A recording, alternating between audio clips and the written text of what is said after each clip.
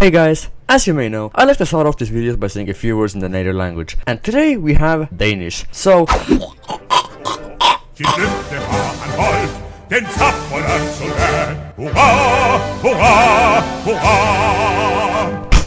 or in other words, welcome to Denmark, and welcome also to the mini finale of this 3-part mini-series on my summer mini trip across Scandinavia. We met up great people, saw good places, well, could have seen more, and today we go to Denmark for the finale. A tiny country in Europe and a massive country in North America, which has recently gained land. Well, half of a small rock in the Arctic the size of just over a kilometer. The danske imperium reiser sig igen, vi er så tilbage. But to the colonial empire business Denmark is still running is a story for another time. So what else is Denmark known for? Well, as I showed before, the Scandinavian languages, or as I like to call them, dialects, go like this. Aside from that, Denmark is home to Lego, Google Maps, somehow being labeled Scandinavian, even though they're not on the peninsula and have their northernmost point at the same latitude as the southernmost point of Estonia. We're Nordic, by the way. And the oldest flag continuously in use, which comes from Estonia. That's right, motherfuckers. Funny on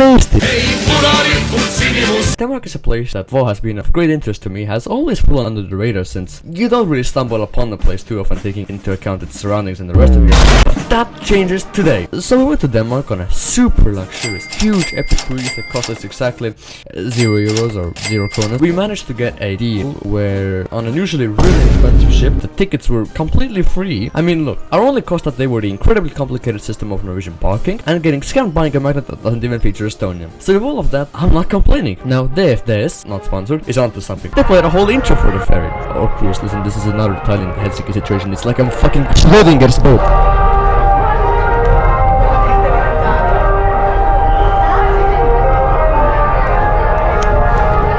Eventually, we hit the open sea zone, and as we do, I'm gonna tell you all about the history of the country and the city. Like the rest of North Europe, Denmark was covered in a big ass ice sheet for a long time, until it eventually wasn't. Now, turns out Denmark has a rich prehistory, and I'm sorry, but I ain't making all that funny and edited. Combined with the arrival of the Danes, the Romans being not too far away, hell, many Danes even enlisted in their armies, Germanic culture and other things led to the one thing that the Nordics have to be proud of: the Vikings! While the Swedes sailed to Constantinople and made the long-term mistake of future Russian cities, and the Norwegians sailed west until they got bored, the Danes instead pulled up to an English monastery and decided to stay in the area for the next few hundred years. Aside from doing things that would get with the monastery simply explaining about it in Ireland and establishing their own kingdoms down south, and even beating up the Iberians, Italians, the French and the Germans. But hey, one dude managed to unite all that mess into one kingdom, and attempted to do so across all of its surroundings, which went just about as well as you'd expect.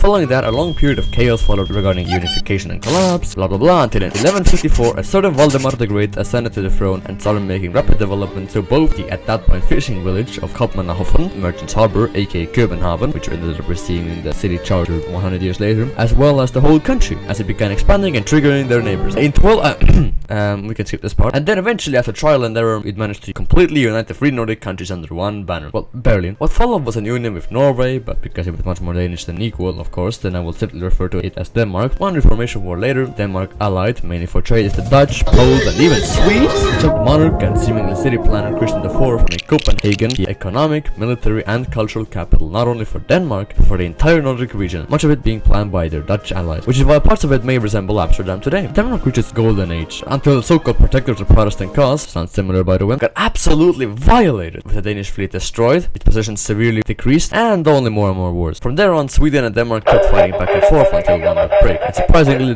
it was Sweden, or so it was believed, because being neutral while some guy from the Napoleon movie suddenly became important was very bad, hence the Brits pulled up with a function and blew shit up. But hey, the league disbanded afterwards, so it was an epic win. Even before that though, Copenhagen endured sieges by Sweden and a number of fires, but clear that wasn't enough, so the Brits dropped a sequel, and this time completely destroyed one of Europe's most powerful navies and transformed the city into one of their own. This prompted Denmark to join the French, which everyone knows is always a mistake in itself, and with the dissolution of the Union of Denmark, Norway.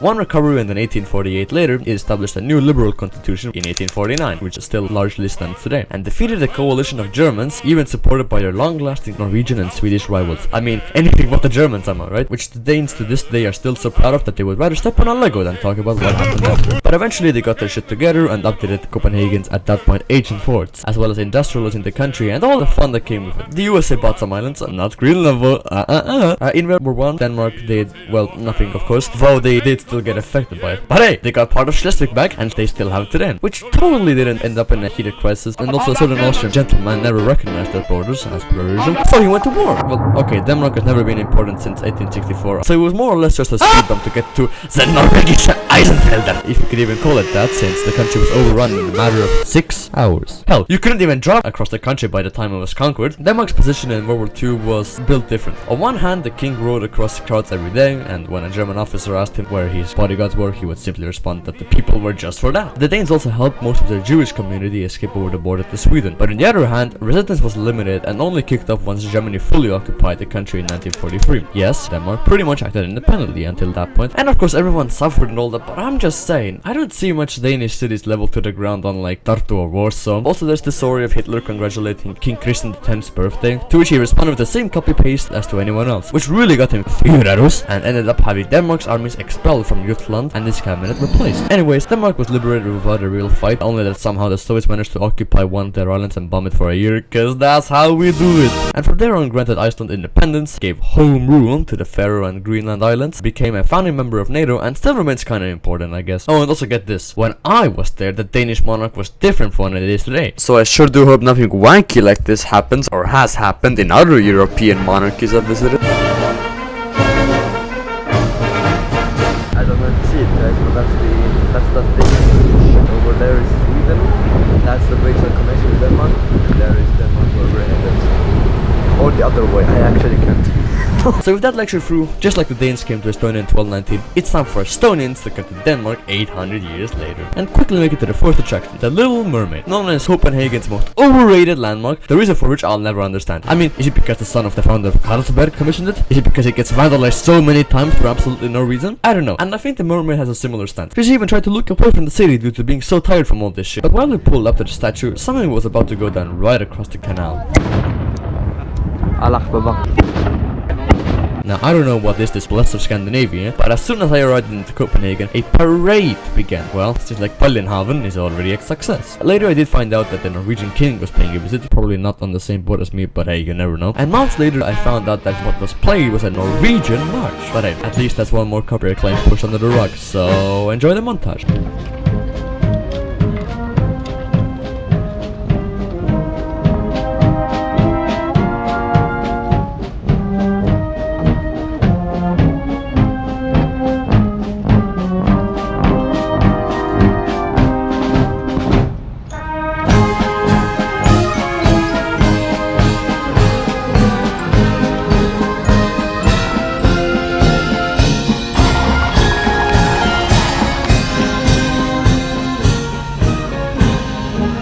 There we have it, the most well-known attraction in all of Denmark, aside from maybe the godforsaken mermaid, the New Haven Quarter, stemming from the late 17th century, which is simply put unreal. Of course, touristy cafes, restaurants and souvenir shops don't make it feel all that much realer, but this is seriously one of the most beautiful pieces of concrete I've ever seen. I mean, just look at this, fuck me, no wonder why this city has one of Europe's highest standards of living. I pledge money from at least a quarter of my bloodline too for a place like this. But again, this isn't some well-hidden secret. Just Google Copenhagen, or Denmark, or Nordic city, and see what the first results are. I could go on and on, but alas, this isn't the glamorous travel show, but rather me making fun of everything.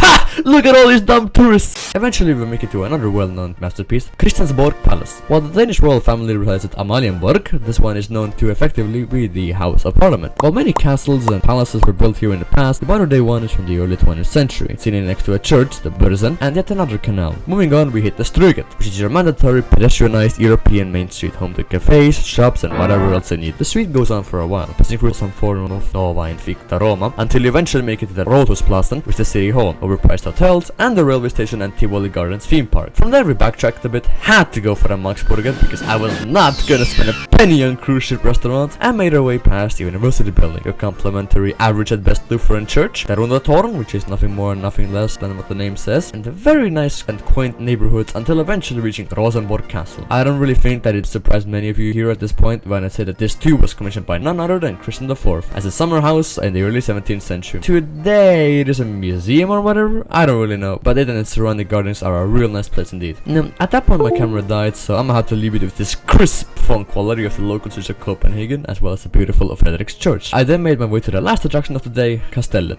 or the Citadel. Today one of the best preserved fortresses in Europe. Commissioned yet again by old Christian, but as it endured sieges it was expanded again and again until it more or less became Copenhagen's main military fort. Yes, it saw action in 1807 and not so much in 1940, but since then it's been replenished and it's a great place to chill and have a walk around. Which is the exact opposite of what I was doing, as I had to get back on that boat. There's also monuments to World War II and all the wars Denmark has been in since 1948. Damn, it's 17th century itself would be proud. But that concludes Castellet and my day of sightseeing in Copenhagen as a whole. And then we hit the sea once again until I realized, wait, they're giving us a free tour of not only Copenhagen or Oslo, but 2 more cities. On our way north, we got to see the twin towns of Helsingborg and Helsingør. Look, skyline!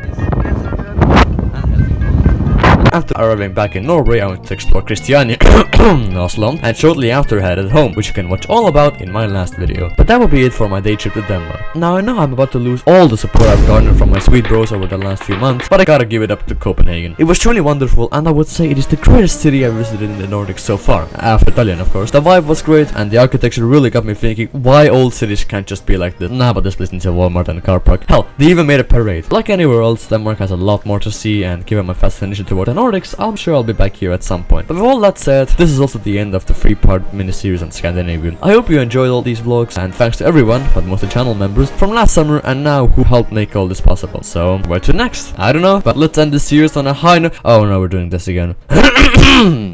Tack för det så. Tack för det du som med.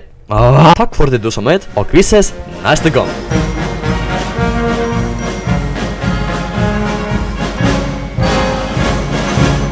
If I didn't nail a pronunciation, fuck you, I'm done with